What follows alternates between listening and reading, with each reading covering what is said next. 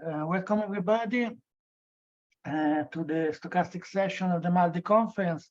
My name is Giancarlo Cella, I'm from Virgo and I will chair this session. Just a couple of reminders, more or less you have 15 minutes for your presentation plus 5 for question and answer. And we will have 2 short break during the talk.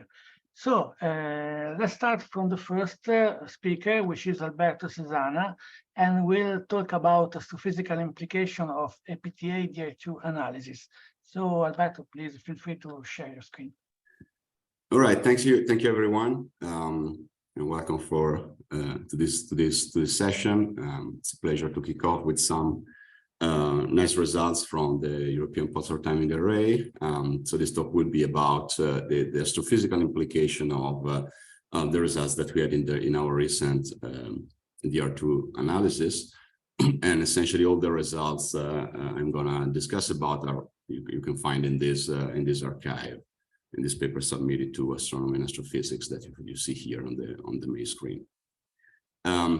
Right, so you had already a nice introduction about a lot of PTA in this meeting, nice overall introduction by Sarah, and you've also seen probably Sijuan talking about the EPTA results. So here I'm just summarizing in a couple of plots our, let's say, evidence in the data for a signal that is correlated with L-links and down, let's say consistently with an L-links and down correlation, which is a signal of the presence of a gravitational wave signal with fairly significant bias factor here on the top and fairly significant SNR for the frequent test analysis here at the bottom. So we can so these results are in line with what found by other collaboration, as you certainly heard already during the meeting. Oops, why is it doing this? Oops, sorry. All right, so so here you see the free spectrum from this analysis, where you see the correlated power, let's say constraint being at low frequency with correlated HD power. You can actually try to fit in power law here, and these are the let's say the slope and the amplitude of this power law. So this amplitude is taken at 1/10 year, not like the customary 1/1 year value that is usually quoted in the literature. That's because well, that's where we measure most of our signal, and so that's where extrapolation of a single power law is less important, let's say. So if you put these results together and you normalize the power at 1/1 year, and you assume an f to the minus 2/3 power law in the gravitational wave spectrum, so you get a minus 14.6 as an amplitude, and the gamma it's fairly flat, right? It's minus 2.7, and therefore you hear things such as it's like too flat for a supermassive black hole binary, and then you can try feed this data with your favorite model in the early universe. So people have tried this with inflation, phase transition, scalar perturbation, topological defects, and all sort of processes for which we have some handle, let's say, but of course leave a lot of room for producing the gravitational wave signal in the nanohertz band. And I would like here to quote my friend Yuri, who posted a few days ago, like, is there any early universe cosmological process that does not produce a stochastic gravitational wave pattern observed by pulsar timing arrays? Probably not. But I still would argue that probably what we are seeing are supermassive black hole binaries. All right, so let's dive a little bit into it. This signal from astrophysical perspective can come from a population of slowly adiabatic unspiraling supermassive black hole binaries. So you can construct this from either cosmological simulations, semi-analytic models, or from observation actually as well. And you can count the binaries in the sky, and you can add them up in quadrature, and essentially with this formula you can produce the collective gravitational wave signal that is the simplest possible situation, assuming circularly driven, circular gravitational wave driven supermassive black hole binaries produces an f to the minus 2/3 power law. However, this smooth representation actually breaks down in the real universe because your signal is produced by a finite number of sources, and it's mostly dominated by massive nearby systems, as you see in this plot here, where I plot characteristic strain versus frequency. And each triangle here is a binary, and you see at very low frequency, you have a contribution of many dim binaries producing a signal that lie on this f to the minus 2 power law. But at higher frequency, you can have individual sources popping up. And really the distribution of these bright sources really depends on the specifics of the model and on the realization of the universe. So you might have really also some individual source at lower frequency, for example. Now, this is still for circular gravitational wave-driven binaries. In reality, the signal that I showed you before, it's a bit more complex than that. And when you include dynamics, when you include the fact that the binary can be driven by the environment, has to be driven by the environment, and the binaries can be eccentric, there are this modification that you have to take into account for to the signal. So the fact that especially the fact that the binary is driven by external processes causes the rate at which the binary shrinks to be a low frequency faster than what predicted by gravitational waves. And this actually pulls down the signal. And a similar effect is due to eccentricity, because eccentricity essentially shifts most of the power at higher frequency.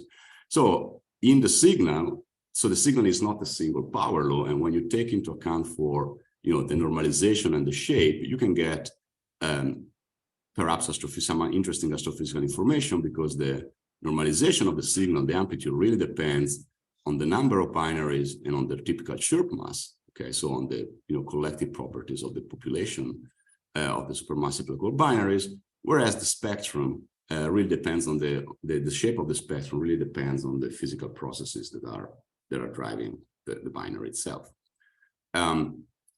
This is showing up very small.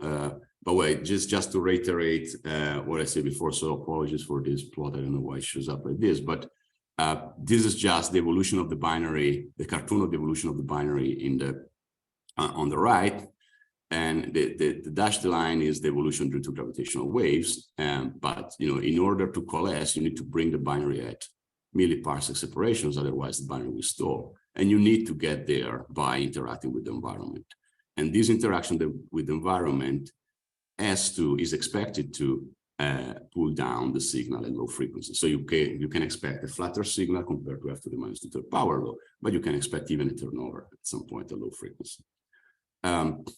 Moreover, as I said before, the signal is stochastic in a sense that it really depends on the actual realization of the population in the universe. And here, for example, I just show a 100 realization of the same model, which produces theoretically the blue curve, but you see each individual realization is really has a lot of stochasticity due to the statistics of the bright nearby sources. And so the signal that you're going to see in your detector really depends on this statistical realization. So what we did was to consider a number of models that were presented in Rosario et al. 2015. These include several prescriptions for the massive black hole population, the massive black hole galaxy relation, and we also include hardening via stars and eccentricity. And these models capture, let's say, the signal variance and their statistics of resolvable sources.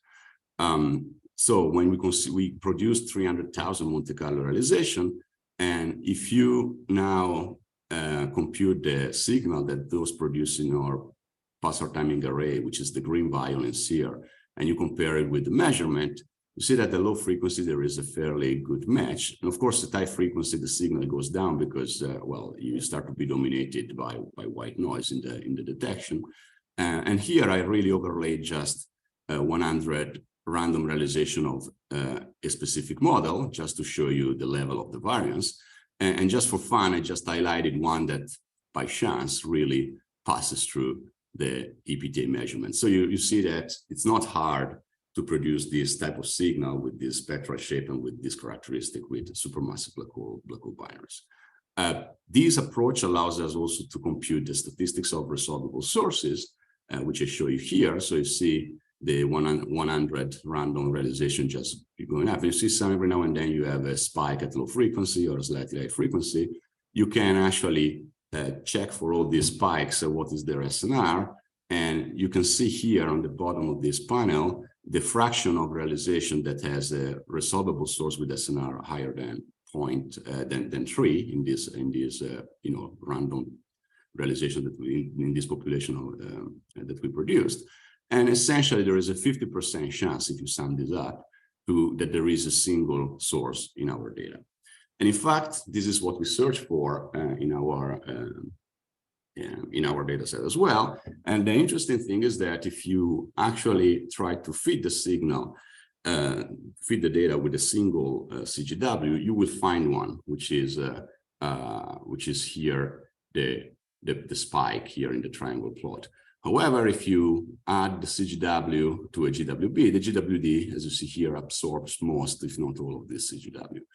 And we also checked with simulation that it's actually hard to distinguish CGW from a stochastic background when your measurement is really, relatively low SNR and dominated by few low frequency beams. So, for example, we try to inject a stochastic background in simulated data and try to feed the signal with the CGW. And also in simulated data, where everything is, we think we have an handle of anything on everything.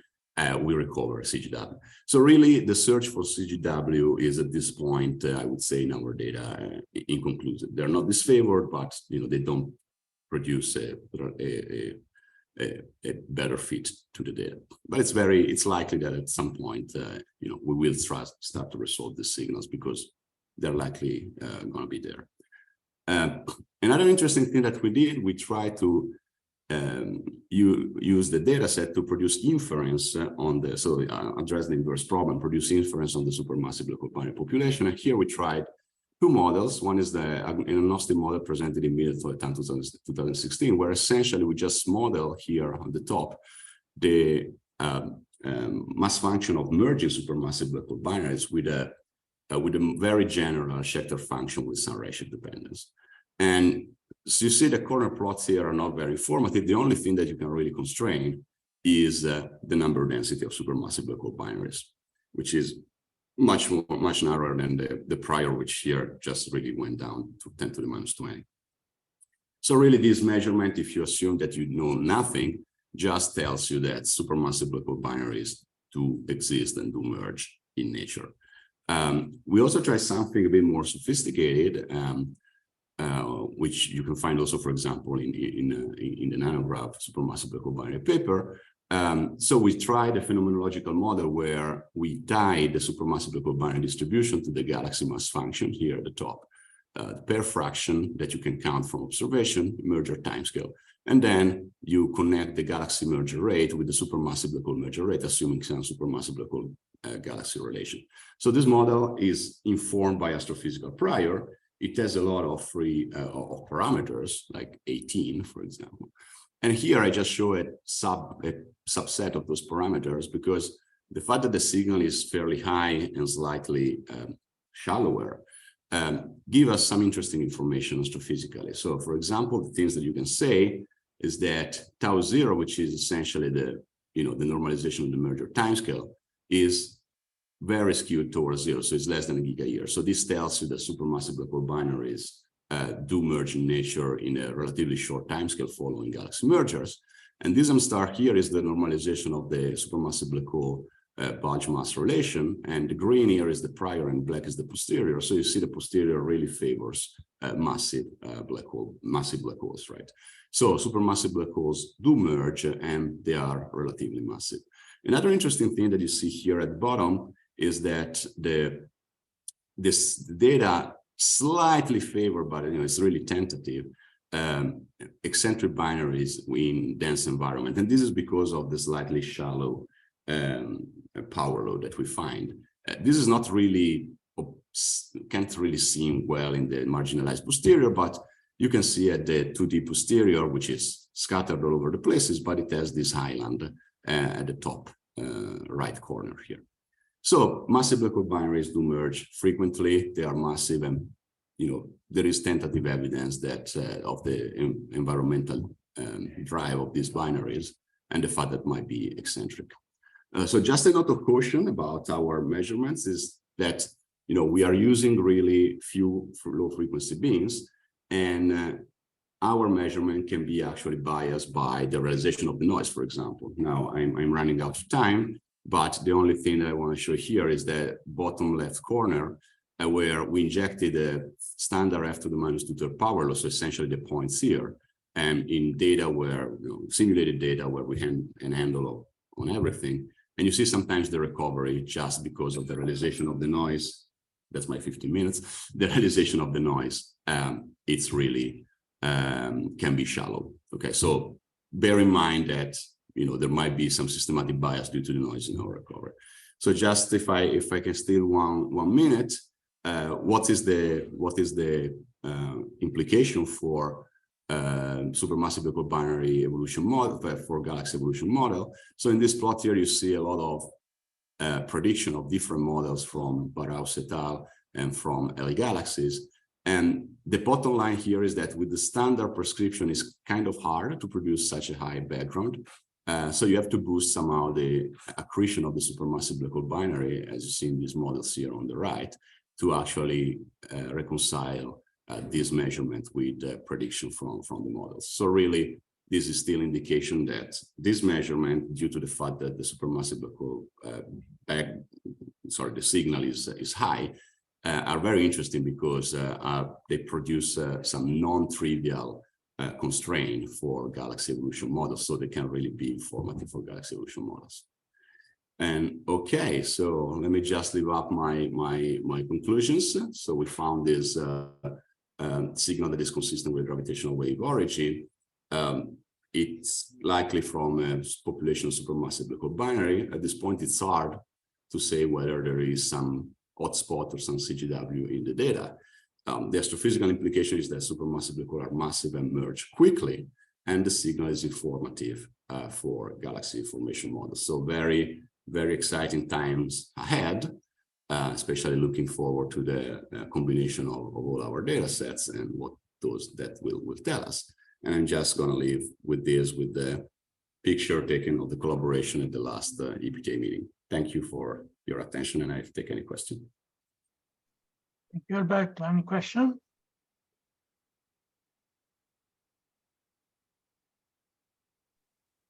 I have one. Can I ask now? Sure, go ahead. Okay, Alberto, this is Jen, and glad to see you here. And about you mentioned that it's hard to separate the CGW from the gravitational wave background. So what's the fundamental reason for that? Why is it hard to separate these two? Oh, well, the fundamental reason, well, I see there is Hippolyte on the call, and he can also comment, and Mikkel, they can also comment if they want.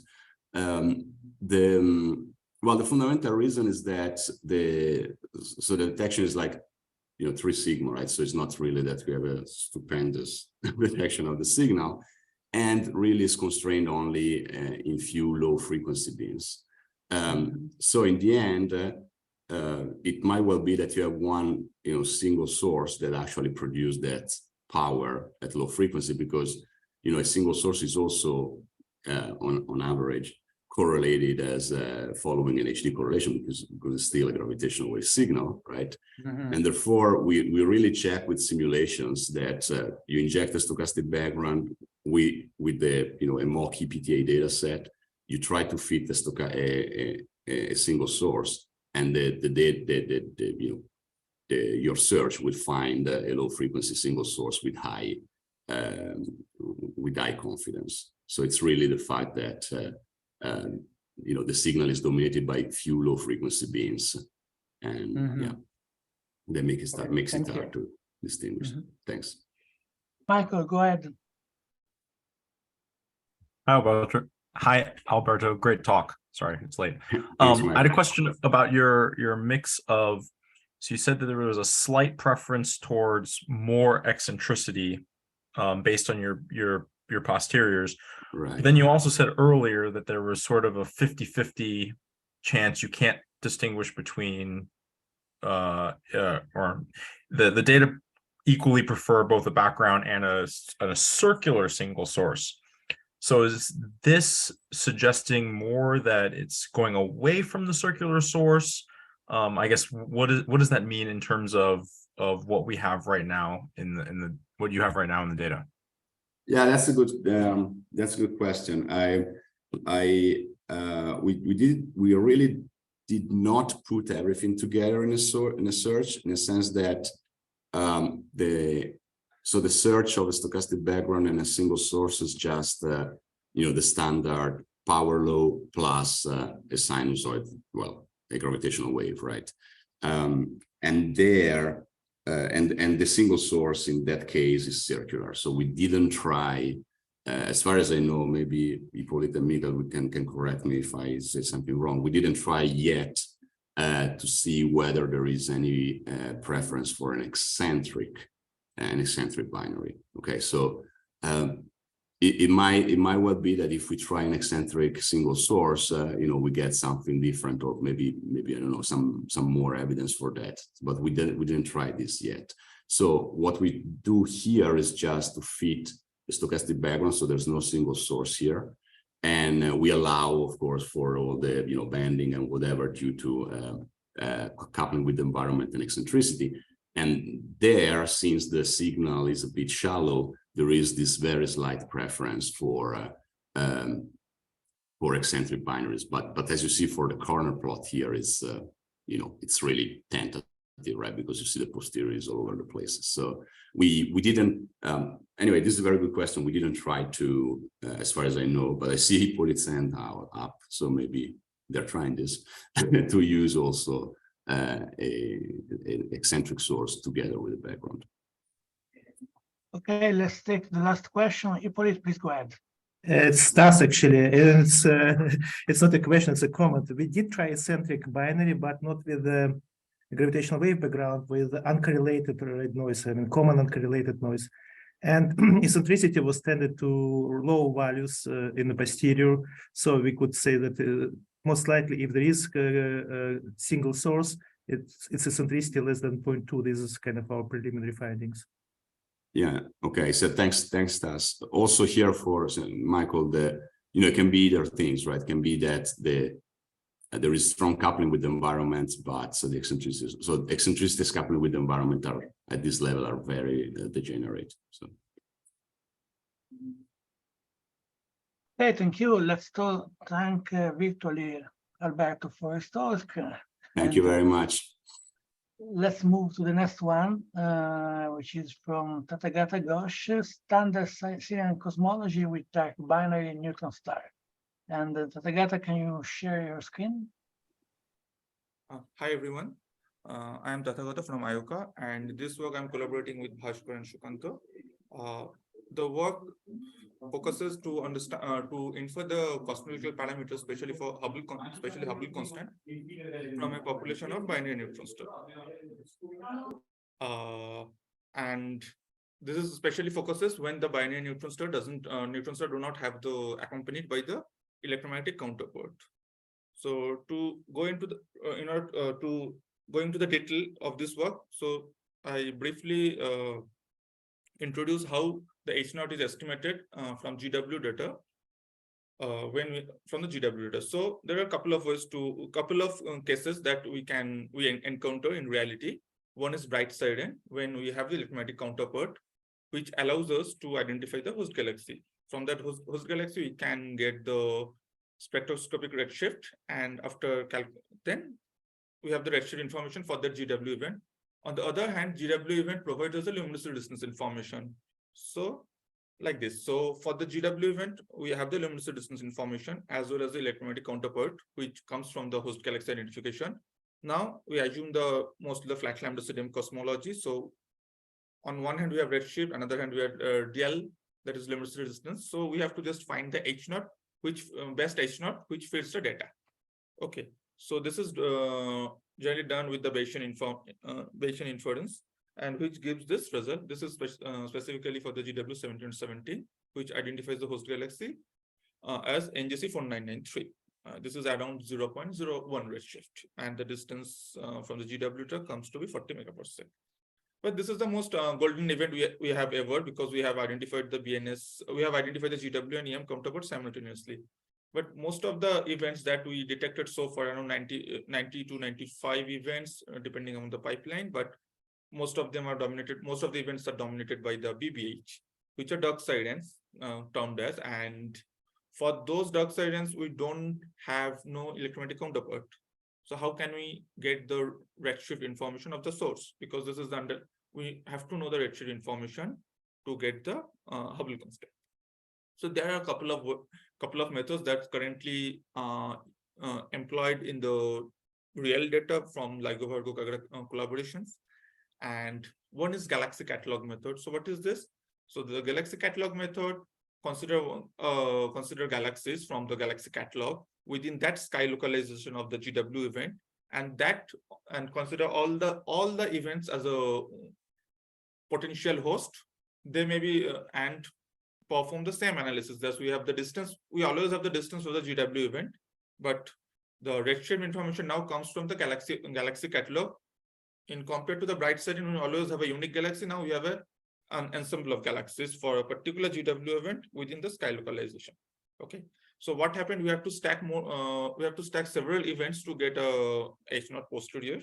But this method also encounters a problem that we have the completeness issue in the galaxy catalog, because when you go to the more high and high redshift, the galaxy catalog is not completed, and we have to compensate with some factor to mitigate the systematics in the H0.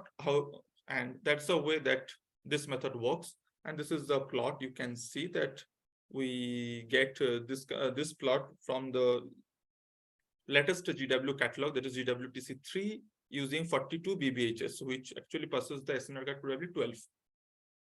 Now there's another method which is called spectral Siren method, and what it does, so the GW event amplitude gives us the mass information, but the mass information are given in the detector frame, means we have some source frame masses for say M, and it is multiplied by the 1 plus redshift terms, that is M times 1 plus Z. That is the mass that we detected. Like that, we detect luminous distance, which is also the redshifted, that is by convening distance times 1 plus Z. So what happened? We have to assume some underlying mass distribution, which is astrophysically motivated. So mostly the most used or mostly favored mass distribution is called power law plus peak. That means we have a power law component, that is some mass to the power alpha plus the Gaussian component. So we don't have to go to the details of the distribution of the mass, but what we have done, we have to assume some mass distribution. That mass distribution are defined in the source frame. And we, on the other hand, we have the observation in the detector frame, that is mass times the redshift. Now, and also the GW events provides us the distance. So what we have to do, we have to tune the parameter H0 to match the observed detector frame mass to the underlying source frame mass. And that also gives this results.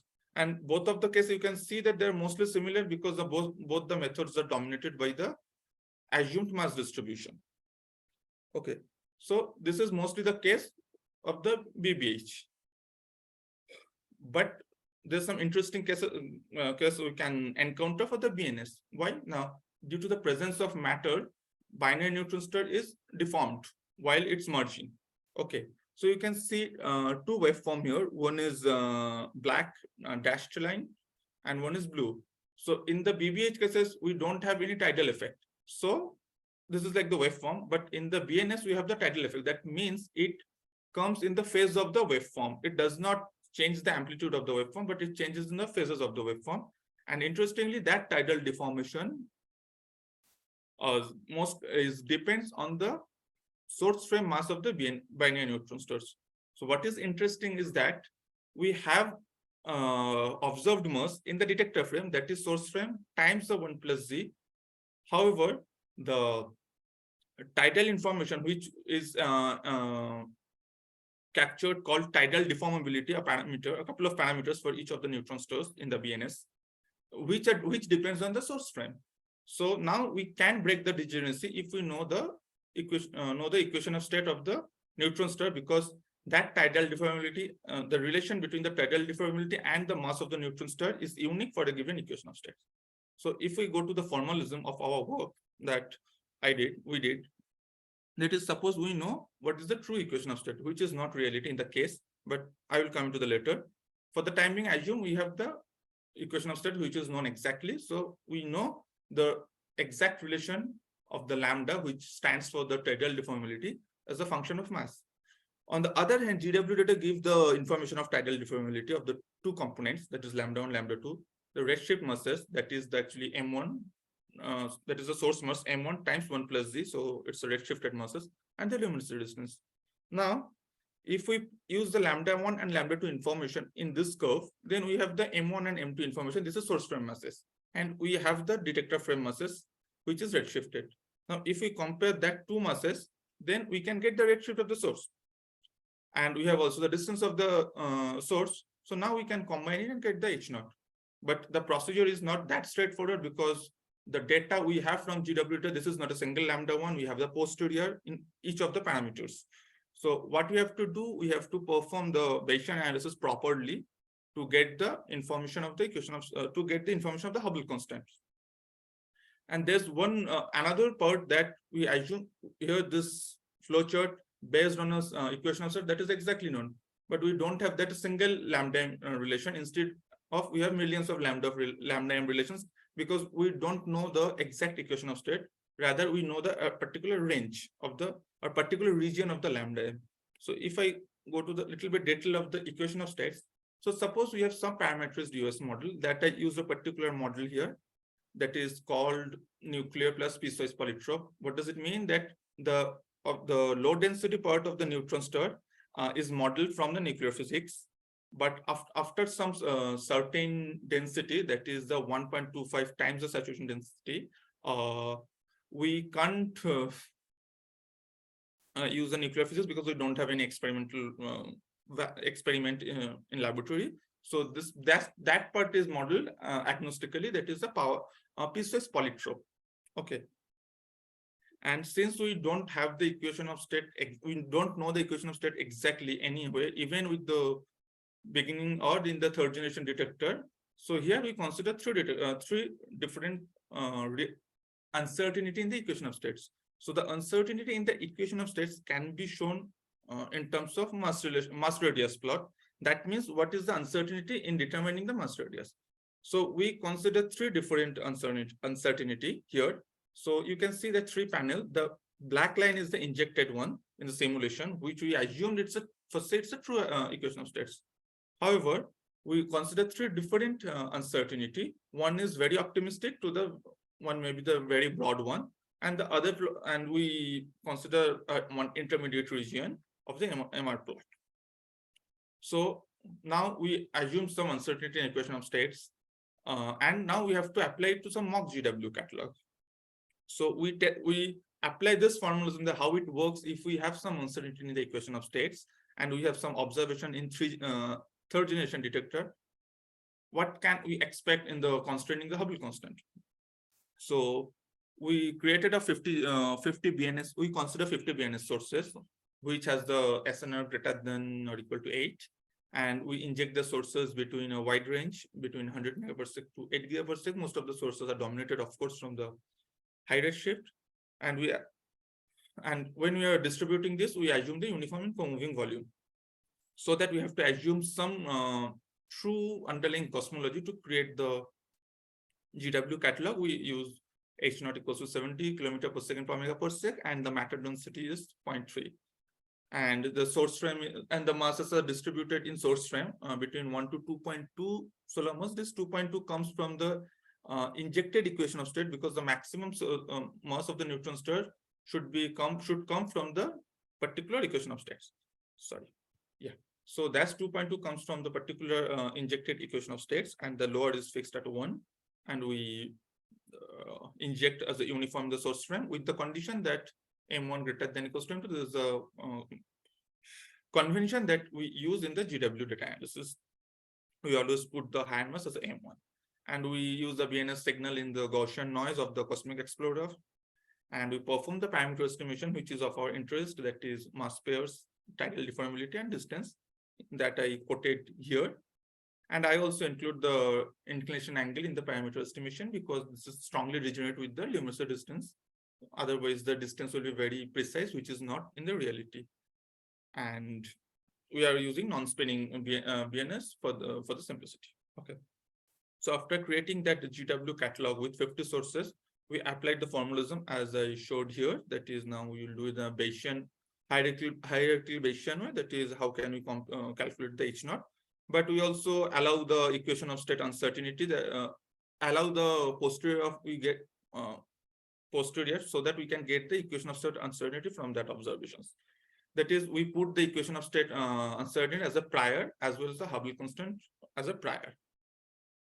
And this is the basically, so if we just ignore that table, this is for the reference. So you can see there are 3 levels of constraint in the equation of state posteriors, depending on how well we assumed here. So the left panel is very optimistic, which may not be the case in reality anyway. And the middle one and the right one is maybe the middle one is a more realistic, because since we are assumed the third generation detector, we have some constraint in the equation of state by that time. And third one is the most agnostic one, that is we consider very broad prior earlier. But interestingly, the Hubble constant is not, the inference in the Hubble constant doesn't vary much between the posterior 1 and posterior 2. And this is slightly slightly broader what is called error bird in the Hubble constant for the posterior 3, because when we are allow the much more broader prior in the equation of state, we actually encounter much more error, much more statistical uncertainty from the parameter estimation of the GW sources. So that it's expected to understand that how it affects the equation of uncertainty in inferring the H naught. So what we did, we inject several sources with the same mass. Here we inject 1.4 plus 1.3 solar masses at different distances. Okay. And with 3 different equation of states, we are trying to infer that what is the constraint in the Hubble constant. So it's expected with the error word in the redshift is high for the equation of state 3, which said higher broader prior in compared to the other 2 equation of states. But and also same for the luminosity distance. It's also increasing for all of the events because it comes from because the sources are same, so it doesn't matter what is the equation of state. It comes from the GW data. But when we use this information to calculate the Hubble constant, you can see after some point the error bar starts to saturate. That means that it doesn't vary significantly in the high redshift in compared to the low redshift. This is because the distance uncertainty plays the major role at some higher distance. So it's maybe helpful in the third generation detector because during that time, most of the events comes from the high redshift, and even we have the broader prior, we can have relatively good constraining in the Hubble constant. That is shown here. Even with a very broad prior, there's a relatively good constraining in the H naught. So this is the main work that we did here. That is, how can the equation of uncertainty plays the role in inferring the H naught from the BNS observation, and this is important when we don't have electromagnetic counterpart, because if we have electromagnetic counterpart, the redshift estimation will be very precise. So at that time, it's not required, but most of the events since comes from the higher redshift with the improving of the sensitivity of the detector. This method will be helpful at that time. So I stop here. Thanks for listening. Thank you, Tathagata. And please, if you want to raise some question, raise your hand. Alejandro. Hi, Tathagata, thank you very much for the nice talk. I have a question about the mass spectral method you were proposing. Before LIGO, we had almost no observation of stellar mass black holes above 20 solar masses, but LIGO is mainly dominated by stellar mass black holes above 20 solar masses. So I'm wondering how you plan to model the spectrum, the mass spectrum of stellar mass black holes in a way that is independent of the of LIGO detection, so that it's not biased by the observations from LIGO directly. So actually, for till now, the spectral Siren method, even with the galaxy catalog method, mostly dominated by the what mass spectrum you choose. Okay, and what we perform, that we consider several mass model and check the and after inferring the parameters, hyperparameters of the mass distribution, we check the what is more favorable from the base factor. So that's the current status. But now we are trying to combine these two methods. That is, when we allow the galaxy catalog as well as we allow the uncertainty in the mass hyperparameters.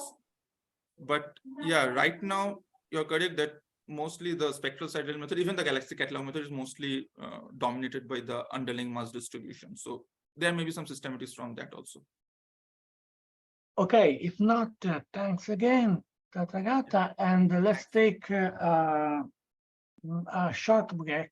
We convene in 10 minutes from now. And we talk about cosmological implication of gravitational memory. So Tor, feel free to start. Okay, so I am Tor Boybeyi from University of Minnesota, and this is an ongoing work in collaboration with Vuk Mandic and Alexandros Papageorgiou from IBS Korea. So the main focus is the gravitational wave memory effect that got recent attention, actually. So what is gravitational wave memory? It is basically a permanent change in the geodesic distance between two test particles. There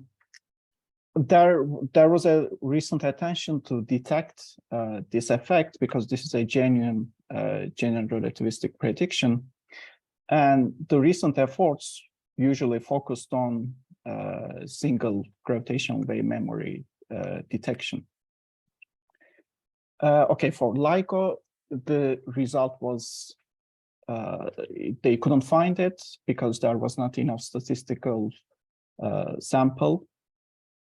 But on the other hand, LIGO is not a freely falling.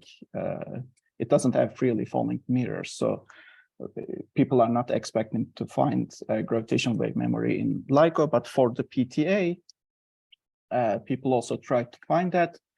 But again, the result was not significant enough to claim to detect a gravitational wave memory signal.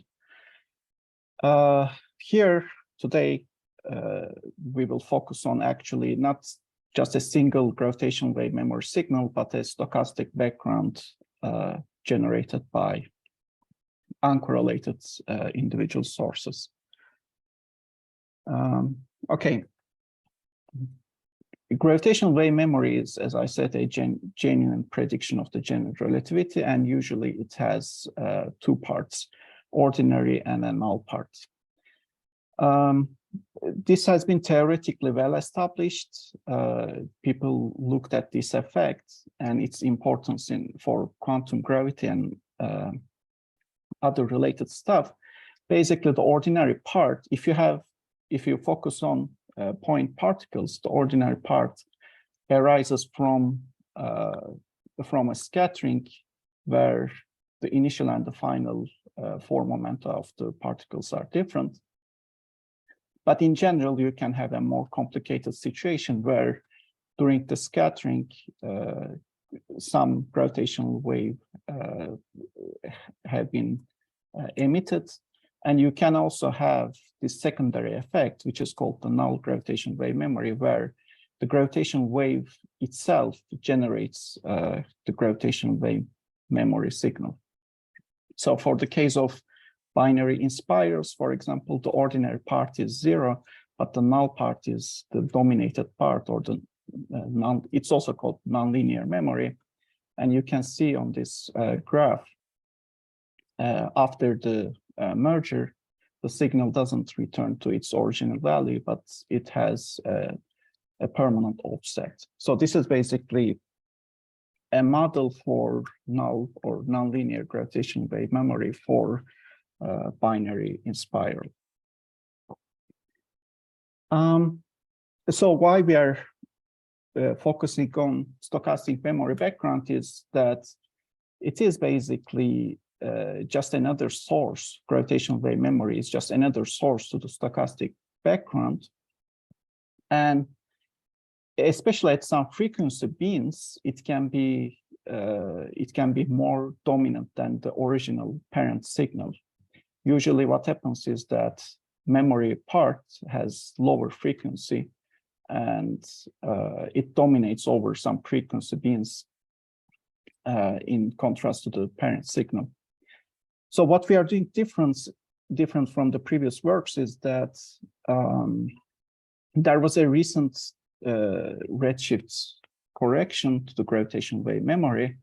We are including that, and we are also using a different signal model. So in the past, people were modeling gravitational wave memory as a step function. This is not fully correct because you need to assume a finite rise time, because assuming a step function introduces arbitrary higher modes. So what we use is a tangent hyperbolic function with an amplitude and the rise time correlated with each other with a power law kind of a dependence. So this is particularly suited for binary in spirals.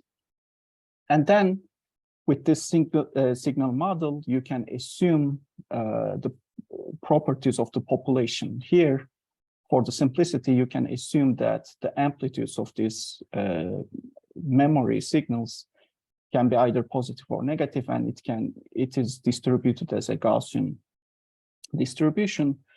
And the arrival times are, the process is Poissonian, so the arrival times are distributed as an exponential function. So with these two assumptions, it is possible to find out the ensemble average power spectral density. And it has a power expansion. And the first term is what you would expect. It is basically what comes from the square wave or step function approximation. But you should also get higher order terms because our signal model is not a step function, but it has corrections to that. So, and then you can calculate energy density. So this signal model is particularly useful because you can just model stochastic gravitational wave background, wave memory background with just two parameters, which comes from the amplitude distribution and the merger rate.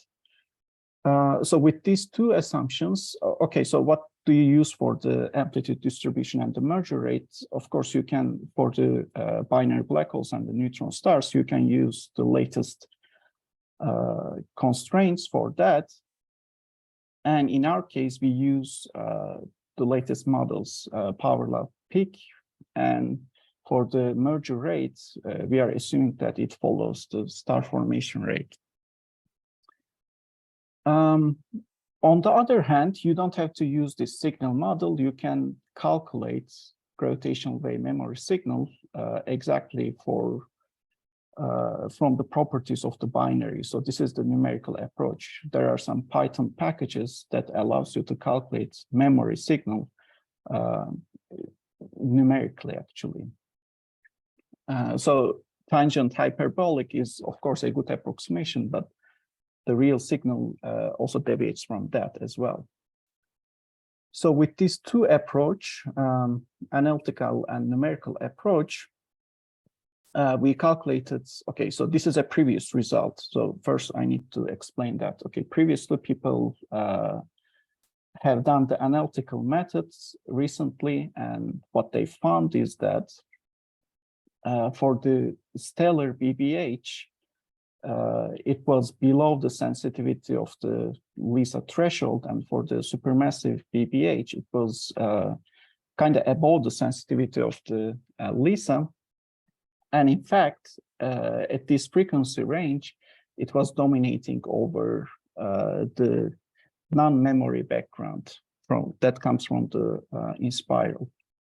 But what they did was they assumed an ad hoc cutoff frequencies for the memory background, because their approach was using a step function signal model, and there was no cutoff basically.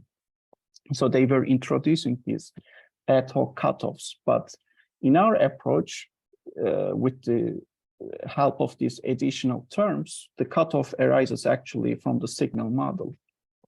So what we first did was we checked this analytical model with the numerical approach from the Python packages that allows you to calculate gravitational wave memory signal. And we saw that they line up reasonably. So, and then what we did was we used this analytical model and plotted it against LISA and nanograph sensitivity. And we realized that the cutoffs actually are much earlier than what it has been argued.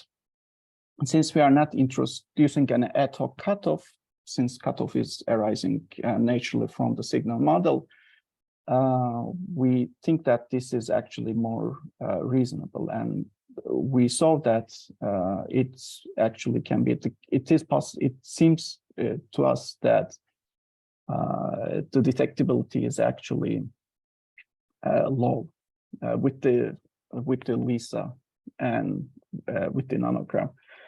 But then there's a huge uncertainty in the mass distribution for the supermassive black holes. And the merger rate. So you can actually play around with those two parameters, and it can actually be fall into the detectability range. Okay, so this was the stochastic background that is accessible to future and current instruments. Then we focused on a different topic. Why don't we extend this gravitational wave memory background or gravitational wave memory generation to a cosmological time scale, not just a couple of year time scale of an instrument. The motivation behind that is if you have a source that is located at a faraway redshift, there are actually lots of gravitational wave production going on as the signal travels to you. So it is natural to assume that there will be gravitational wave memory events in the way between you and the source. And we know that gravitational wave memory can actually change the appearance or the location of an object. For example, there were studies that if you have a black hole, the event horizon can be different if the space-time has a gravitational wave memory production. So these are so-called super translations, and these super translations can actually change the astrometry of the source. And in fact, there are recent studies that just focused on this topic. For example, a work by Dusty Madison, he focused on this gravitational wave memory imprints or the signatures on the CMB background. But to carry out this calculation, you need to know exactly the gravitational wave accumulation or the gravitational wave production, not just in a small amount of time, but over a cosmological time span. In fact, there are actually two effects. One is the integrated one, and the other one is just your position, and it just carries the gravitational wave memory at your position. So the integrated and the actual gravity, or the the location-wise gravitational wave memory can be important for these astrometric parameters. So this is why we focused on extending our result to the cosmological timescale. But this was not so easy to done, because you need to know the redshift distribution of the sources. You need to know how, for example, the mass population changes over redshifts, etc. And for the case of black holes, for example, we know they reasonably follow the star formation rate, so we know how to model the mass population over the higher redshifts. But for the other cases, it's not so obvious to do. So by taking advantage of the fact that gravitational wave memory signals accumulate like a Brownian motion, we can just focus on the ensemble of this. And in this case, you can model the standard deviation of the gravitational wave memory in 3 different terms: angular part, mass part, and the redshift part. And the redshift part includes an integral over the relative redshift from the observer to the source. After handling these parts, you can have the standard deviation for different populations. So first, we focused on binary black hole case, and you can using the star formation rate and etc. You can find the standard deviation over time or redshift, and then you can calculate the gravitational wave memory accumulation over time. And then we moved on to the supermassive case, where there were some phenomenological models which we can extend to higher redshifts, and you can extend to the higher mass. You can also know the mass distribution as well. And we also did the same thing for the primordial black holes, and they have different mass distribution and different merger rates. But at the end of the day, we realized that this cosmological memory accumulation is actually being dominated by the supermassive black holes. So the strain accumulation is just dominated by that. But then this study was being carried before the nanograph discovery, so we didn't use the latest merger rate constraints and the mass population. So there's actually a room to improve gravitational wave memory production rate and the accumulation for the supermassive case as well. So and at the end of the day, this can have an impact on the astrometry of the high redshift sources. This is basically what we have done. Thank you, Tari. Any question? If not, let's thank again, Tari, and let's move to the next talk, which is from Yi-Ming, and it is about gravitational wave astrophysics with TianQin. Sorry for this interruption. I'm very glad to have the opportunity to be here and present you the gravitational wave astrophysics with TianQin. My name is Yi-Ming from the Sanya University. And the idea, the basic concept I'm going to talk about is the TianQin object. It's a geocentric spaceborne gravitational wave mission that's orbiting around the sun and orbiting around the Earth. Together with the Earth, it's orbiting around the sun to perform spaceborne gravitational wave detection. And the name TianQin is actually because in Chinese, Tian means heaven and Qin means hub. So we are anticipating this facility in space to perform spaceborne gravitational wave observation. And this is a basic idea, the hub in space, basically. And everything we do in the following is concentrated on this sensitivity curve, which we are showing here this equation describing the different range of noise levels in different frequencies. And based on the based on the previous couple of years study, we've listed a number of sources that TianQin can be used to observe. And let me go through this one by one. And first thing is we can observe the galactic white dwarf binaries. We know by astrophysical modeling that we have a lot of them in our galaxy, the white dwarf binaries, but it's very hard to observe in traditional electromagnetic wave. However, with gravitational wave detectors, we will be able to see them. And the quantitative analysis shows up that with TianQin, it is possible to observe them with 5 years' time with the amount of almost 9,000 of them. And these are the anticipated detection ability for those have been already observed through the electromagnetic wavelengths. And also these are the scattered plot for the strongest anticipated events.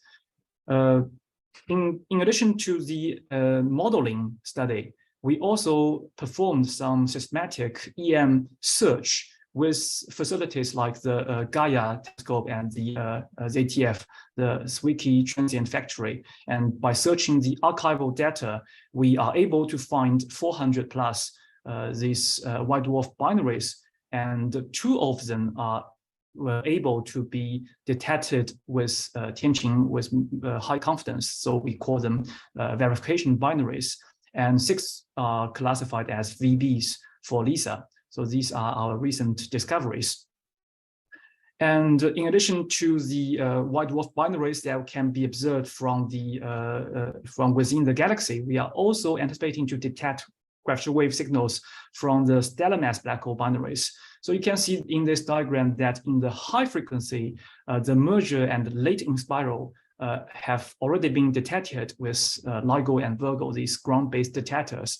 But if we are looking at 10 years before the merger, then both detectors like TianQin or LISA will be able to see them. And this gives us a possibility to perform this so-called multi-band gravitational wave astronomy. And because that the spaceborne detectors will be able to observe them in advance, which means that we can predict the actual merger and ring down for the events. And it will be very beneficial if we can actually predict the merger and pinpoint the location before the actual merger, and allowing us to perform stringent test of general relativity, etc. So our analysis shows that these events will be highly precisely determined. For example, the timing will be smaller than the uncertainty for the timing will be smaller than 1 second, and the location can be within the 1 square degree range, and some parameters can be reached to an exceedingly high precision. And in addition to these smaller stellar mass objects like the galactic white dwarfs and stellar mass black holes, we're also anticipating the detection of very massive black hole binaries. I think that many talks have covered the PTA discoveries, but in addition to the inspiraling part for the PTA observation, for the massive black hole binaries, if they merge, they will be emitting gravitational wave signals within the millihertz band, like in TianQin or LISA will be detecting. And in our previous studies, we've been looking at the detection ability with TianQin. And because there are some uncertainties within the model, so we are not totally sure exactly the number. So you can see the prediction can range from 0.1 to 100. So ranging from a large orders or magnitude difference. However, the important thing is that look at the ratio here. So the last column are showing the anticipated merger rate happening in our universe. And this number is showing us the detection ability, detection rate. So if you divide this number by this 2.5, the ratio is showing how much, what's the percentage of the events that TianQin will be able to detect.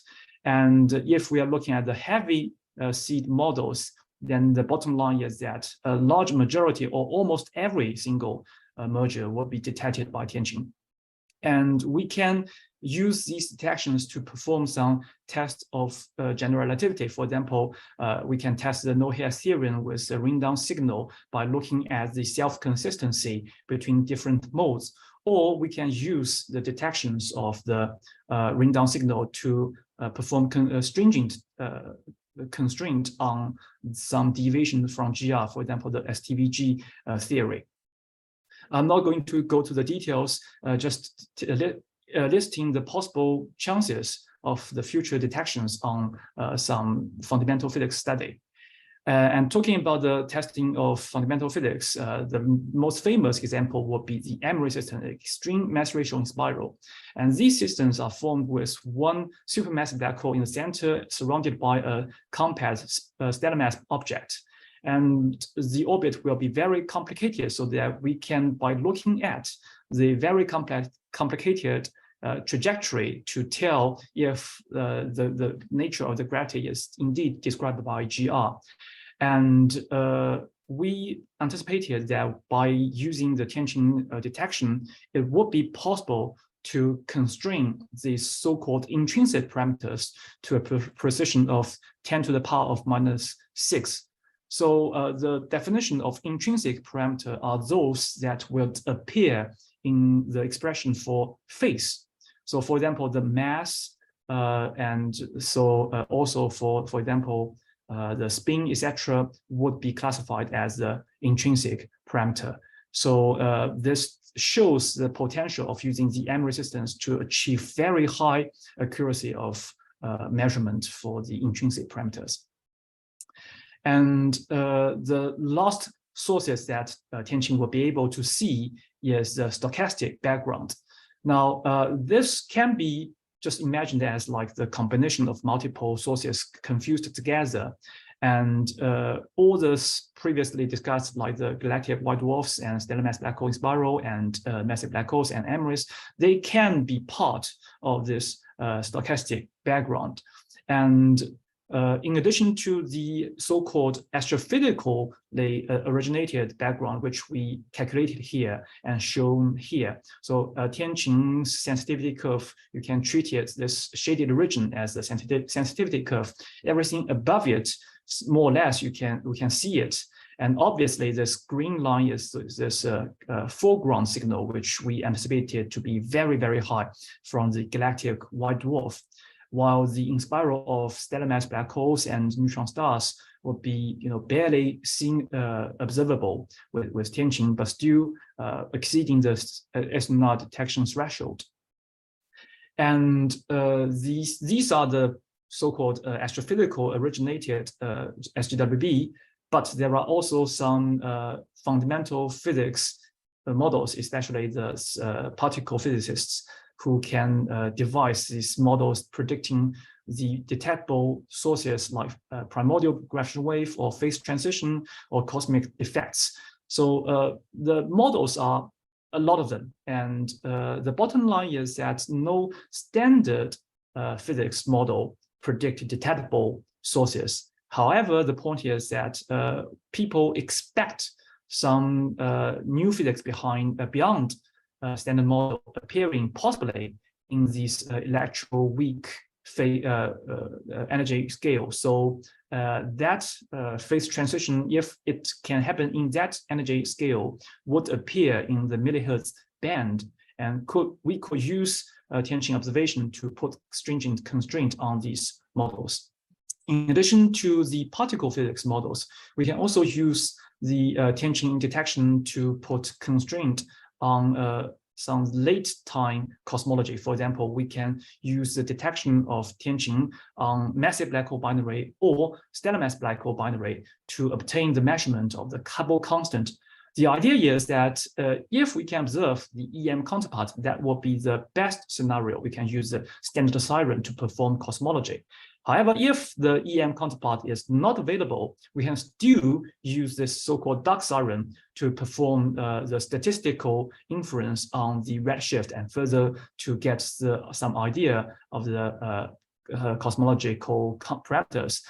To cut it short, the bottom line is that with TianQin plus LISA or TianQin plus ET, we can use this multi-detector symphony to basically help to pinpoint the Hubble parameter to the level of 2.4 with massive black hole binary, 2.4% that's, or even to the level of 1% with TianQin plus ET. And these are the science prospects that we can anticipating with the TianQin detection. However, that's just a goal, not the status quo. And in order to get there, we are aiming to develop some data analysis tools or pipelines so that we can basically translate the original raw data into the posterior distribution. And in that direction, our team are also involved in this development of some tools. For example, we've been applying our tool for this MLDC dataset to obtain a benchmark, and we can finish the course analysis within 1 day with a laptop device, and we can successfully detect more than 10,000 sources within this dataset, similar to other groups study. And we are also trying to use some novel statistical methods like the machine learning to analyze or the possibly use it to make the detection for M resistance. And the very encouraging thing is that even this neural network was trained on a less accurate model, this AK model, we can still use it to detect the more accurate AAK waveform. So we can treat it as, even though our current knowledge for the Emory waveforms does not guarantee us the most accurate description for the actual Emory system. However, as long as it can capture some features from the waveform, we can still use our current best knowledge of Emory systems to train the neural network and to obtain the detection in the future. And the last thing we did was the parameter estimation with the stochastic background. And while doing this, we noticed some interesting thing in the covariance matrix. In previous studies, the imaginary terms were always discarded as a small term. However, we realized that compared with the real components, the imaginary components are actually not small. So if we keep it there within the covariance matrix, and the analysis shows we can improve our analysis by orders of magnitude. For example, if you can read here, we're showing the 10 to the power of minus 26 and 10 to the power of minus 24. So this is a very uncertain range for certain parameter. However, with our imaginary component included, the uncertainty is drastically shrinked. So this is some study on the stochastic analysis. To sum up, we have been working on the TianQin science, especially the astronomical part, including a large variety of sources possibly detected with TianQin. And we've been developing the data analysis pipelines to achieve this goal. And with that, I'm going to end this talk, and thank you very much for your attention. Thank you. And any comment or question? Okay, if not, let's thank again you. And let's move to the next talk, which is from Alejandro Torres-Orjuela. And it is about moving gravitational wave source at cosmological distance, impact on the measurement of the Hubble constant. And Alejandro, feel free to share your screen. Okay, hello everyone, and thank you very much to the organizers for giving me the option to present my work. This is a paper I published at the start of this year, or the presentation is based on a paper, together with my former supervisor, Professor Xian Chen from Peking University. I'm a postdoc at the Tianqin Center, the center that Yi-Ming, who just gave the presentation, is also in. And today I'm talking about moving gravitational wave sources at cosmological distances, impact on the measurement of the Hubble constant. So let me first give some introduction why we are interested in this problem in general. I mean, we have heard a lot about the Hubble constant, about measuring the Hubble constant, and different ways to make it, mainly with gravitational waves. But there is a, let's say, underlying problem with our measurement of the Hubble constant up to now, the so-called Hubble tension. The problem is that with the current detections that we have that are mainly based on EM detections, we have basically two results. One is from indirect measurements, so this is early universe detections that are basically modeling, like they're measuring, for example, the stochastic, radio background, and they are modeling the evolution to today, and so they can interpret what H naught is. And that there are direct measurements, for example, with supernova, which measure the late, so the nowadays universe. And the difference is that the indirect measurements usually get a lower value around 67, while the direct measurement get the measurement around 73. And the error bars of these two are small enough that they actually do not overlap with each other. So there is a significant difference on our measurement of the Hubble constant, depending on the method that we're using. And the question, like, this should not be, because the Hubble constant represents the growth of the universe today. So there should be only one value, but we're getting two. So the question is, where does this tension come from? Is this an error in our interpretation of the things we're measuring? Are there maybe some bias, some systematics in our measurements?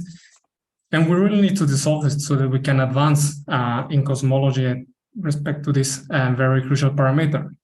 So one idea that has been proposed and that is being explored a lot recently is to use gravitational wave sources, or better said, standard sirens, which is a combination of gravitational wave sources and EM counterparts. The idea is that we can get the redshift from the EM counterpart, and that we can get a measurement of the distance of the luminosity distance, more precisely with gravitational waves. And from this, we can basically infer then the Hubble constant directly. If we are looking at higher redshifts, this equation becomes slightly more complicated, but still the main idea remains. We have the EM counterpart, we have the luminosity distance, and therefore we can get the Hubble constant. Many people are interested in this because, on the one hand, we can develop new methods that are independent of the already existing ones, and also this could be a direct method that can go up to high redshifts, because at least in principle, gravitational waves, we can see to redshifts of up to 20 or even more. Also, we also need, as I said, the EM counterpart, and that can get tricky, but there is in principle the possibility to do this. So the question is now, can these sources form in the first place? I mean, it's in principle a nice idea to have an EM counterpart and a gravitational wave source, but is this possible? And there is the idea, which was presented in previous talk, to also use so-called dark standard sirens, so where we do not have any EM counterpart coming directly from the gravitational wave source or from the direct environment of gravitational wave source. But this can introduce some systematics. So actually would prefer to have some bright standard sirens. And the main source that was at least thought in the past are binary neutron stars, where after the merger they produce a kilonova. However, we were expecting to actually have a lot more binary neutron star mergers, but as it turns out, they are not very likely. Like in the last now almost 6-7 years that LIGO has been collecting data, we only have one confirmed binary neutron star merger.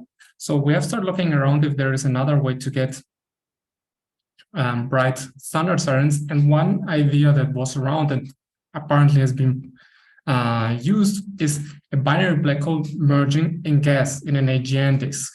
The motivation is simple, like the gas can help these sources to form easier and to merge faster, so that they can in principle form. And after the gravitational wave source merges, because this is a very dynamical system, it should trigger some flares in the AGN disk, and we can detect it. And the source GW190521 supposedly apparently has a flare that was detected by the Zwicky transient facility, which is shown here, where basically this line represents the merger time to rotational wave source, and some days after, like roughly 50 days later, we get an EM counterpart. So, however, GW190521 seems to be an odd source, because we have only a very short observation of its cycle, so it has been very exciting. People think it's the most massive source we have. For example, having its progenitors like these two in the so-called mass gap. So actually, we do not expect from astrophysical models to have binary black holes in this mass range, but they are there, and then we end up with a very high merger. But as I mentioned, this is a bit odd because this is more massive than basically all sources we have discovered before. It's also more massive than the remnants of many sources we have discovered before. So people suggest, okay, maybe this is like a second generation merger, but still in that case, it's a bit high mass, and we need to explain how we get a second generation merger, that it's not, it doesn't fly out of its systems due to recalls or so on. So it's a bit, let's say, many people doubt that this is really true, or if maybe we're missing something. It becomes even more suspicious, let's say, when you start considering the EM counterpart. Because here on the left side, we look the distance we get from the EM counterpart at roughly c equals 0.4. And here we get the distributions for the position of the gravitational wave source, which is much higher, roughly twice as far away as the EM counterpart. So some people have suggested the EM counterpart and the gravitational wave source are not related at all. Also, when you try to do Hubble constant measurements, then you get this result when you only consider GW190521 alone. And you see that this is far off from any of the two previous results, and also far off of the gray one, which is the one we get from the one binary neutron star merger we have until now. So there are a lot of weird things with this source, and the question is there a simple way to explain it, or do we need to really use complicated models and maybe second generation merger, and for some reason the galaxy is off or so on? And I think actually if we really put together what we have been suggesting what these sources are, there is a quite simple explanation, because as I said, people say this source GW190521 formed in an AGN disk. And AGN disks are around supermassive black holes, and they are not just some distribution of gas that is like homogeneous or so. They have, it's very violently moving, it has some torques, and this means it can form so-called migration traps. These migration traps are regions where massive objects, for example, binary black holes, can be trapped with a very high probability. So they stay there for a long time, and therefore they would be an ideal environment to form binary black holes. And for example, here I'm using this plot from Belovari 2016, where they say that there is a migration trap at roughly 24 Schwarzschild radius and roughly 300. But this is only a possibility, because depending on the parameters, there can be different migration traps that can be even closer than 24. So we can be really, really close to the supermassive black hole with our small binary. Why is this important? Because if this binary black hole is close to a supermassive black hole, then it's going to be affected by a motion around this supermassive black hole. So it's moving very fast on an orbit, let's say for simplicity, a circular orbit around the supermassive black hole, but we do not really see this motion because in LIGO we have observation of less than a second, and the velocity does not change in 1 second when you are moving around the supermassive black hole. So in principle, this is moving very fast and we cannot see it. And this is going to affect our measurements of, for example, the chirp mass. Here in this plot, I include what would happen if we have a source that is moving, but we are not aware of, and we infer the chirp mass for different astrophysical velocities, ranging from an average cake or the peculiar velocity of its host galaxy, which are may be all important when measuring the Hubble constant, because for the measurement of the Hubble constant, we're assuming that the source is at rest. So if it is moving, it might be biasing our measurement. And if we go to a source that is at 100 Schwarzschild radius, I remember here that the closer one is actually at 24, so much closer than 100. But let's be conservative and we stick with the 100 Schwarzschild radius value. Then we see there that the error that is actually being introduced is almost 10%. It's, I think, more or less 7%. So this means these sources might appear far more massive or far lighter if they would be blue shifted, but because this GW905 seems to be very massive, we could say it might be a source that is just being redshifted and appears more massive. No, the question is only the mass affected, and the answer is no. The distance we're seeing is also affected, because the luminosity distance we're seeing is, as it has been explained before, is the co-moving distance times the cosmological redshift. But when the source is moving, you get an additional factor of 1 plus the relativistic redshift square. So the effect is even stronger. And when the source is moving, then it appears more distant, but we're not aware of it. Again, for this velocity of around 100 Schwarzschild radius, the error would go up to even 15%. So this could explain why our measurement of the EM counterpart and of gravitational wave source is so far off, because actually the sources are at the same distance. Let's say they are correlated, but due to the motion, it appears much further away. Here, it's also important to keep in mind that the EM counterpart, its redshift is measured using the whole galaxy. So the whole galaxy might appear to be almost at rest relative to us, but the binary black hole, which is inside the AGN disk, might be moving much, much faster than the galaxy itself. Therefore, we have this error in the measurement. And then when we want to infer the Hubble constant, because we're actually using a wrong luminosity distance, we're actually using an apparent distance, which also includes a relativistic redshift, then we would also be inferring a wrong Hubble constant. And this could, at the same time, explain why the value we're getting for H0 from GW90521 is so far off from the other value, because, again, for 100 Schwarzschild radius, we have something of the order of 15%, similar to the error in the distance.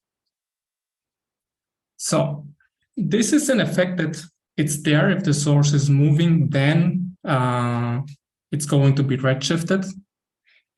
You can choose to model it, but it's not. You cannot choose it to be there, let's say. So we should take this actually into account in our models, but no current work is considering the effect on the apparent distance until now, although it might be very important. So to summarize the results I have presented is that GW sources, especially those with an EM counterpart that are not binary neutron stars or binary black holes that have in a counterpart, are very likely to form in a AGN disk. And because they are in a AGN disk, they are very likely to be moving. This motion is going to affect the mass we're measuring by making it appear more massive or less massive in the case of blue shift, but more massive makes it more likely to detect.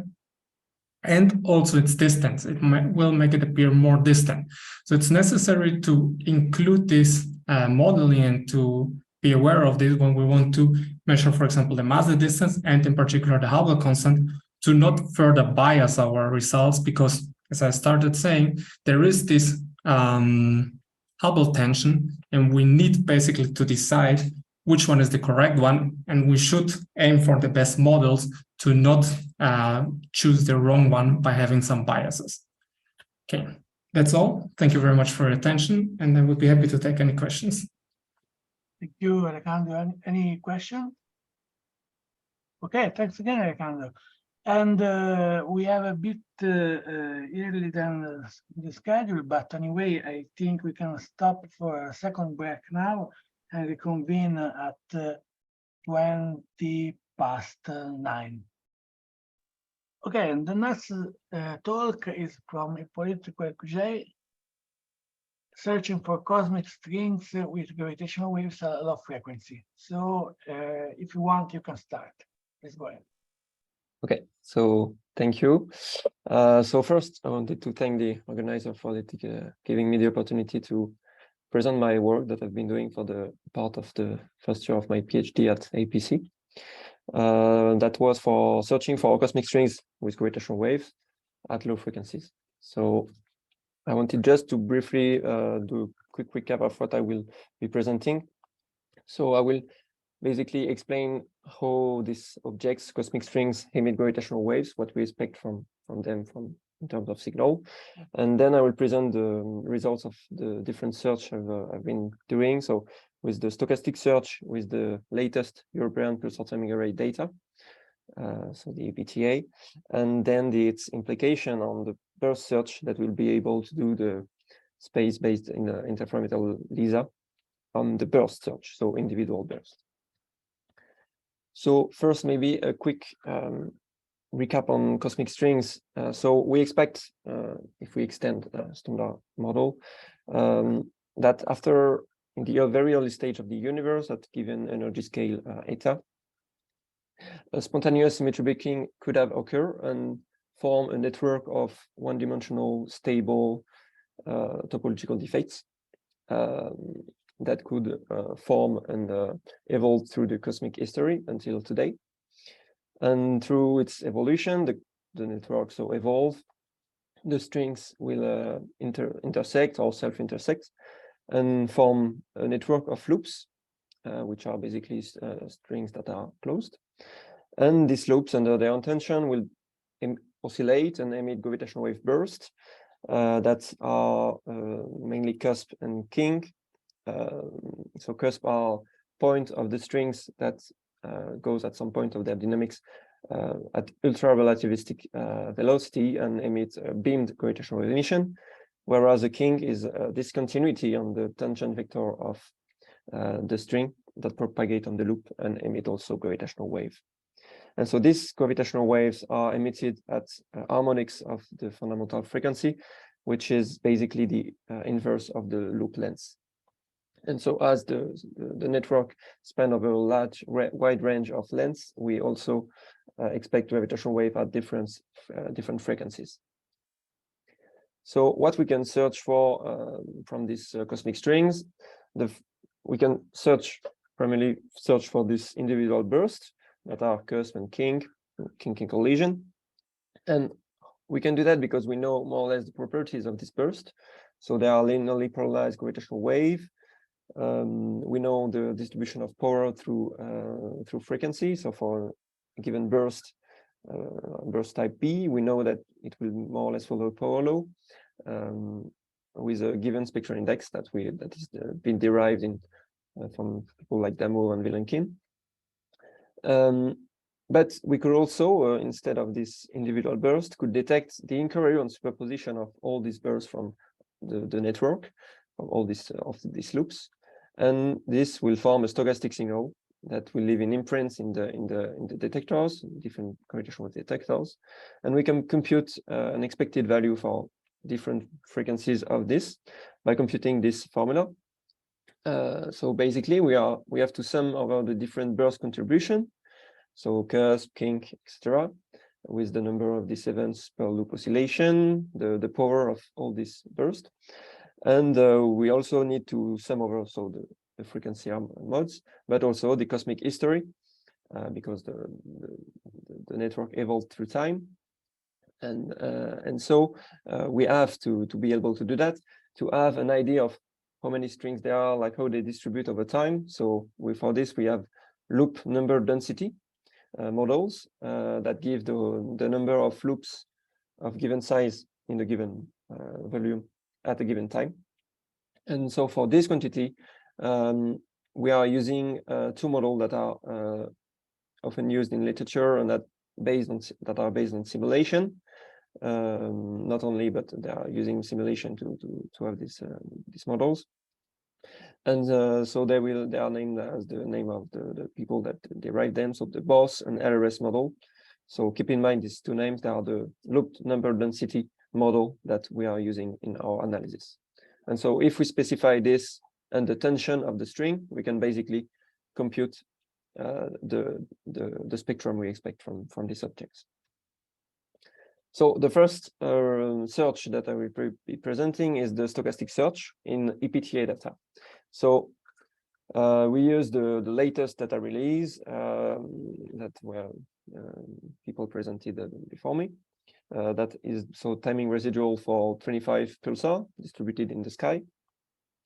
And as you, I think, know now, it's the fact that in this data, we have with strong evidence, the presence of a common red noise that is correlated among pulsars with like a strong evidence for L-Langsdon correlation. So basically this curve where in x-axis you have the angular separation between the pulsars. And so the main assumption of this search that we will be presenting is that this common red noise is sourced by cosmic strings. And then we will see the consequences on the parameters that of cosmic strings that are able to reproduce this common noise.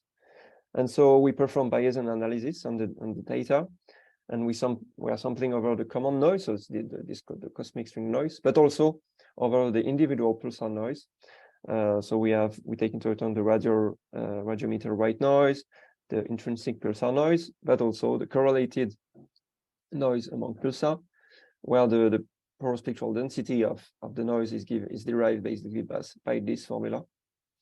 And so the only parameter of our common red noise is the tension of the string, because we fix the loop number density to the models. And so this really simple model with only one parameter. And so here are the results for the smooth loops network. So what I mean by smooth is that we only consider that on these strings per oscillation there is two cusps, so two cusp burst emission per loop oscillation. So no kink, so no discontinuities on the loops. So this is a network that is more or less more motivated by simulation. And so here are the posteriors that we have for the tension of the string. So to explain the common red noise of the EPTA data. And we see that for the two loop distribution model that we are using, we have more or less very constrained detection for the tension with this credible intervals at 90% confidence. So which are quite close, but the thing is that, okay, with that we could see, okay, so we detected cosmic strings, we have the tension, but the problem is that if we overplot, so let me guide you through this plot.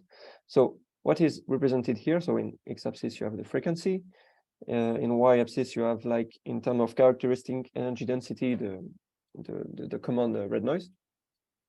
And in dotted and dashed line, you have the median or best fit, very close, spectrum that is expected from cosmic strings. So we took these values, median values, and we plotted the spectrum at PTA frequency range. But we overplot on this the power, the correlated power that is present in EPTA data.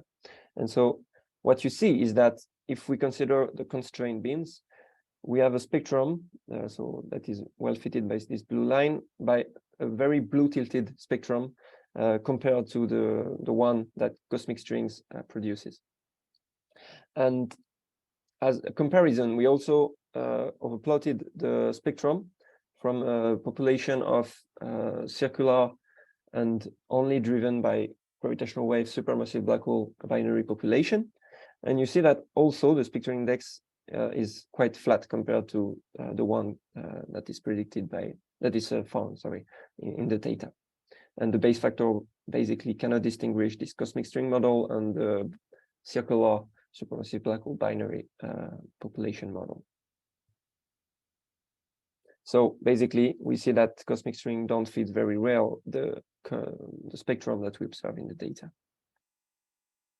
And so as the previous analysis is quite unlikely, so basically we only explained the common red noise with cosmic strings, which is quite unlikely. So to be able to put constraints on cosmic strings, we consider a two-component stochastic gravitational wave background analysis.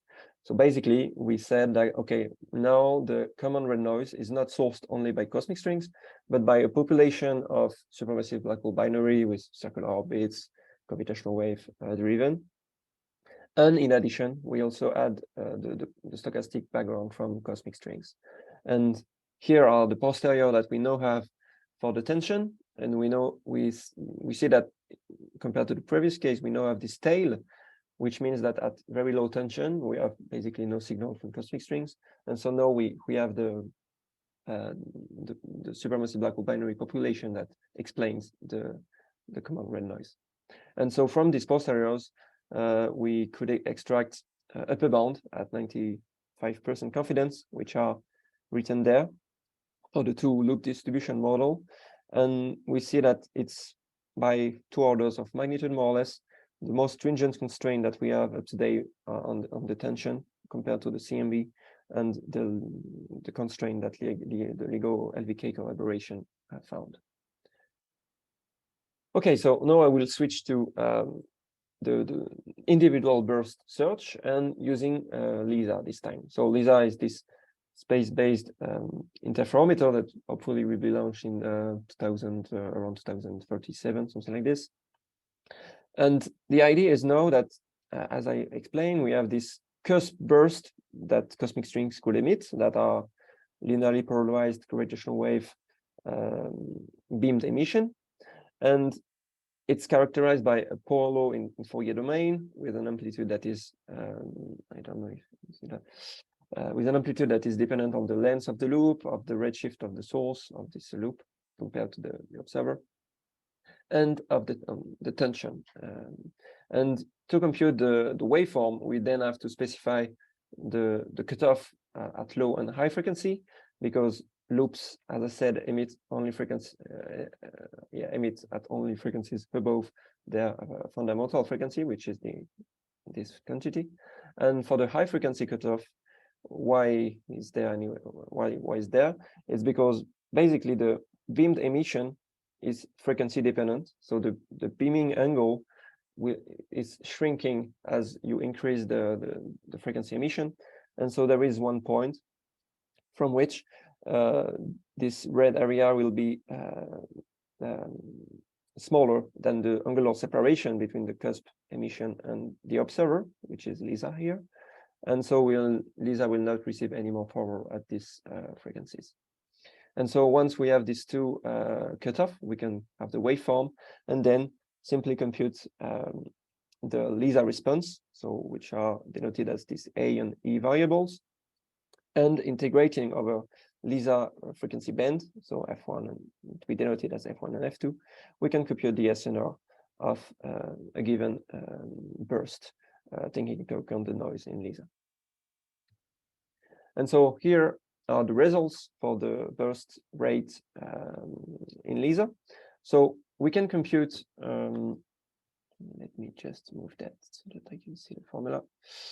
Yeah, so we can compute the rate of burst per year expected in LISA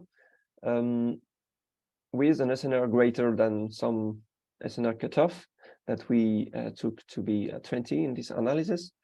And to compute this rate, we simply have to compute this integral where psi is the rate of burst by passing through LISA per unit time and modulating it by the probability that this burst with these parameters, amplitude, angular separation, and redshift, has an SNR greater than the SNR cutoff we choose. So basically the LISA detection efficiency. And with some assumptions, we can simplify this rate to this formula, which is easier to compute.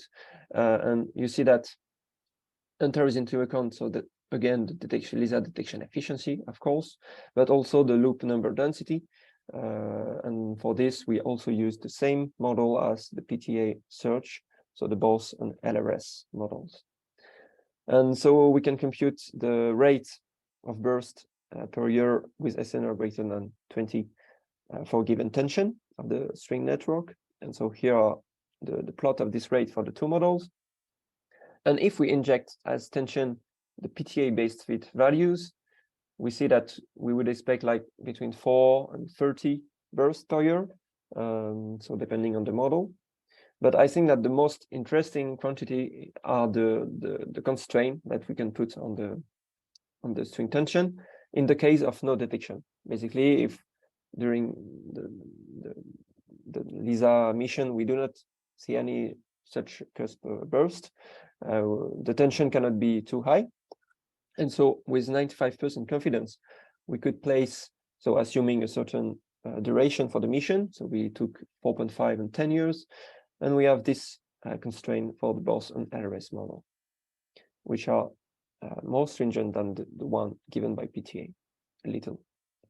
And so here I'll let you with some take-home messages from this work. So basically the cosmic strings alone are not fitting well the common red noise that is present in PTA data. The best fit, if again we consider that there is only cosmic strings here, is provided by this tension. We could place this constraint that are the most stringent one up to date. And for the LISA burst search, we could also place, in the case of no detection, constraints that are a little bit more stringent than the PTA search.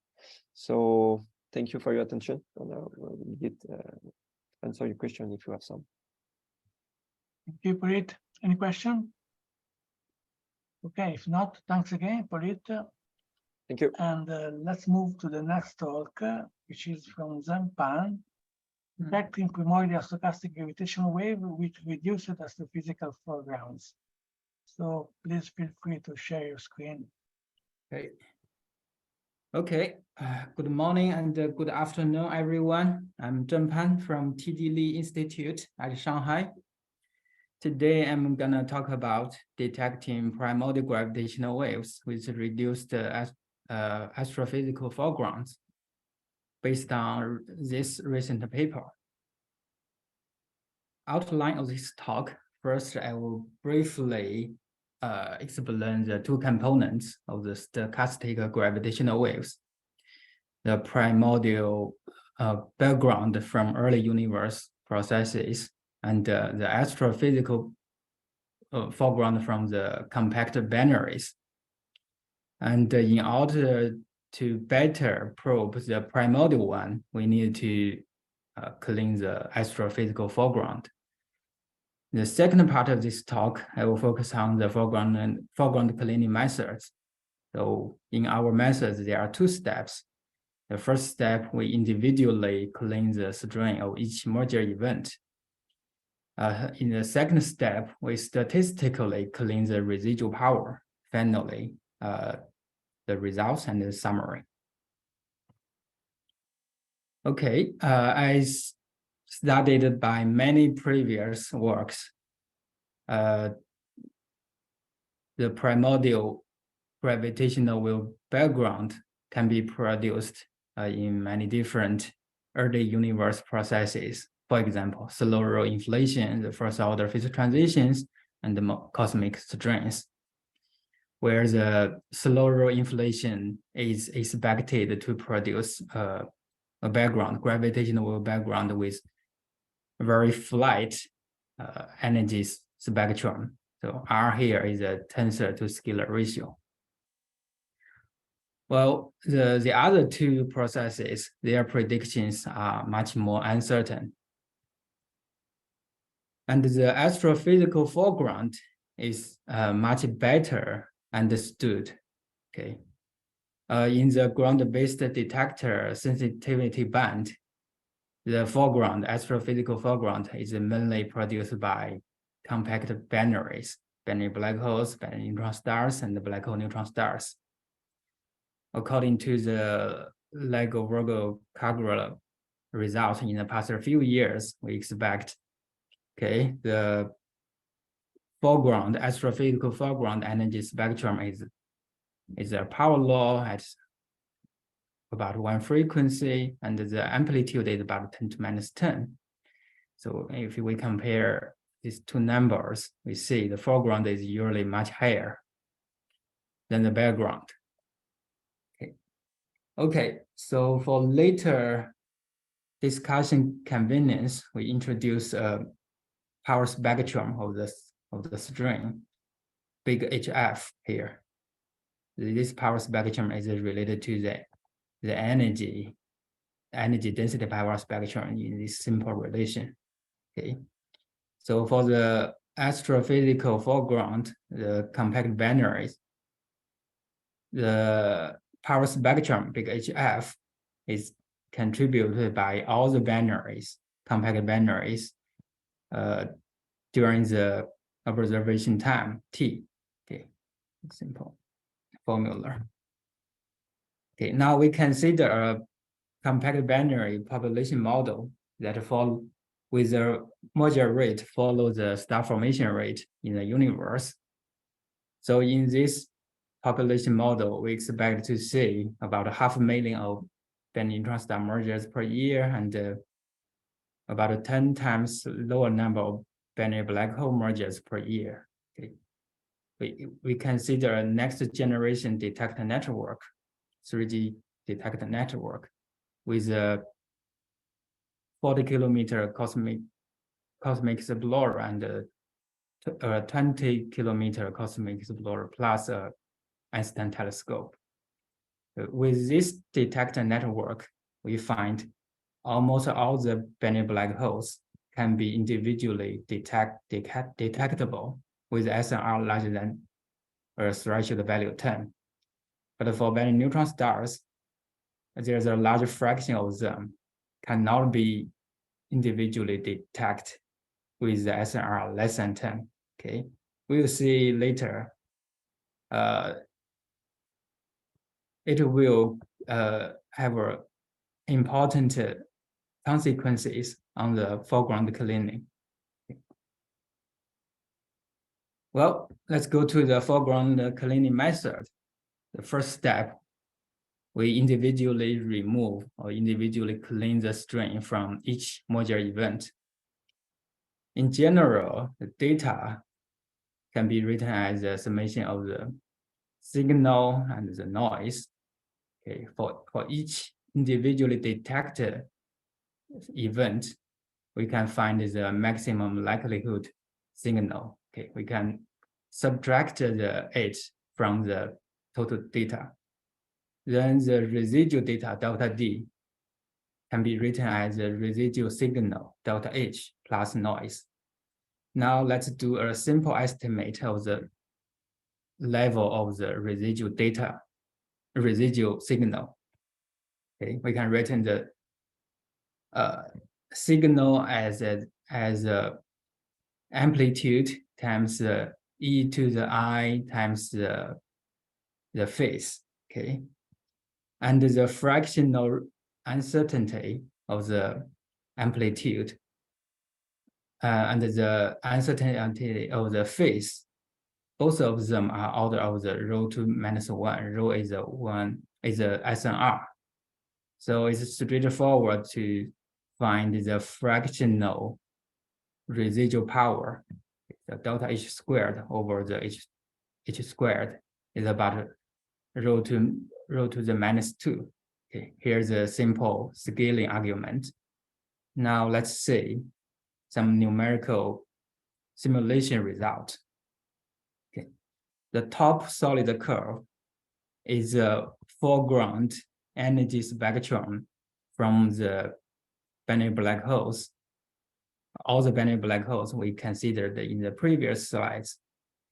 So the dashed line is a detector sensitivity limit if there was no foreground.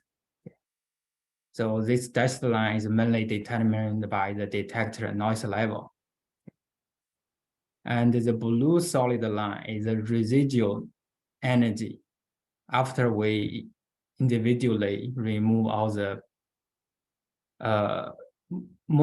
the string of the mergers that with SNR larger than 10. Okay. So actually we can do better than that with the step 2. Okay, after the step 1, we get the residual data delta T as the delta H plus noise. So there is no way to further clean the residual signal. But we know the residual signal is roughly roughly determined by the noise. Okay. So we know the residual power. The residual power can be calculated as long as we know the noise property. For example, if we know the true parameter of the merger event, we can inject the true signal into different noise realizations. For each different noise realization, we can estimate the best fit signal. Okay. Then we can calculate the residual signal for each different noise realization. After an ensemble average over the delta H squared, we can get the average residual power. Well, in fact, the true parameter of the merger event is not known, but only the maximum likelihood parameter is known. Okay, we can use this. We can replace the true parameter with the maximum likelihood parameter, and use this approximation. We can calculate the average residual power. To summarize, step 2 is okay. We simply for each merger event, we can calculate the average residual power after the step 1, then subtract it. Because we use the approximation here, okay, we find this approximation, of course, introduce some bias. Okay, the fractional bias is proportional to the rho over to rho to the -3. Okay, here's the final result. Okay. The same plot as I showed 2 slides ago. Here's the foreground energy of all the binary black holes. So here is the residual energy after the step 1 cleaning. So here is the residual energy density after step 2 cleaning. Okay. The green dashed line is the foreground energy density contributed from the weak signals with SNR less than 10. Okay. Okay, let's look at some numbers here. If we look at the most sensitive frequency around 20 Hertz, we find the fractional residual is about 3 times 10 to the -4 after the step 1 cleaning. Okay. It's consistent with the simple scaling, rho to -2. And after the step 2 cleaning, we find the fractional residual energy density is further surprised by a factor of 100. Okay. It's consistent with the bias level, rho to -3. So for the binary black holes, we can see the foreground cleaning can be done very well and below the detector noise level. We can use a 2-step cleaning technique on the binary neutron stars in a similar way. Okay. Here's the result. The top curve is the total energy density from all the binary neutron stars. So the blue solid line is the residual energy after step 1 cleaning. Okay, and the dotted dashed line is the residual energy density after step 2 cleaning. But say the green dashed line, that's a total energy density from weak binary neutron stars with SNR less than 10. We find that Okay, for all the individually detectable neutron stars, we can clean their foreground very well to below the detector noise level. But there is a large fraction of weak neutron stars. Their contribution will be the dominating part. Okay, summary. So the foreground from individually detectable binary black hole or binary neutron star mergers can be well cleaned, okay, with a two-step procedure with a residual below the detector noise level. But the foreground from the weak signal, especially the undetectable binary neutron stars, will be a bottleneck. So if we use a background with flight energy spectrum as an example, so if the binary neutron stars, the undetectable binary neutron stars cannot be well cleaned, then the 3D detector network sensitivity is only determined by the noise level. We can detect the background with energy density as low as 10 to minus 13.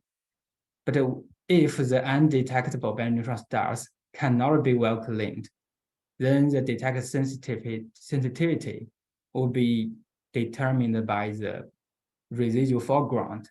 We will find, okay, only much louder background can be detected by the 3D detector network.